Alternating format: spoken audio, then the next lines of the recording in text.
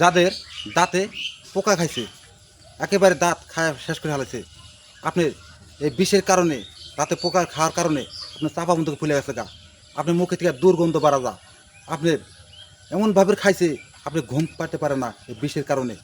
বহুত ওষুধ পানি না খাইছেন, দাঁতের পোকার বিষ তোমার ভালো হইতেছে না, বহুতের কাছে তুমি ওষুধ পানি ব্যবহার করছেন, কাজ হইতেছে না। আমার সৃষ্টিকর্তার গাছ জমিতে দিয়েছেন, সঠিক নিয়ম করে সে বডি ভিডিওটা পুরাপূর্ণ দেহা কাজ করবেন, 100% কাজ করব। সৃষ্টিকর্তার গাছ, এই যে গাছ তেলাকুচা গাছ, এই গাছ সবাই চেনেন, সব রাষ্ট্রতে থাকে। আপনার এই তেলাকুচা গাছ আসরের নামাজ পরে এই গাছের উত্তরমুখী বৈশা এক নিয়ে এসে টানটা তুলে এই তেলাকুচার গাছের অর্ধেক শিকড় নেবেন, এটা ভালো করে সেই রস করবেন, ওইটা কাপাস তুলা আপনি বাজাতে আনবেন, কাপাস তুলা আনবেন, আইনা এই রসের মধ্যে তুলাডো রসের মধ্যে দিয়া আপনি যে জাতে পোকা খাইছে ওর ভিতরে চাপদা নাগা দেখবেন, দেখবেন 10 মিনিট পরে দেখবেন ও পোকা লাহালাই বাড়া যা আসবো, তুলা হাতে এসে পড়বো। তারপর 7 দিন কষ্ট করেন, তোমার চিরিতরে তোমার দাঁতের পোকার বিশেষ আল্লাহ ভালো করে দিব।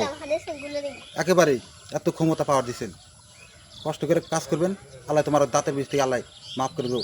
এই গাছের শিকড়ের দ্বারায়, তেলাকুচের দ্বারায়। আমি কারো কাছে টাকা পয়সা লাগে না, ভিডিও খালি শেয়ার করে সবার কাছে ছড়া দিবেন, সবার পাশে যেন থাকতে পারি, এটাই আপনার কাছে দোয়া রইল। আর ভিডিও বেশি বেশি করে শেয়ার করে দেবেন।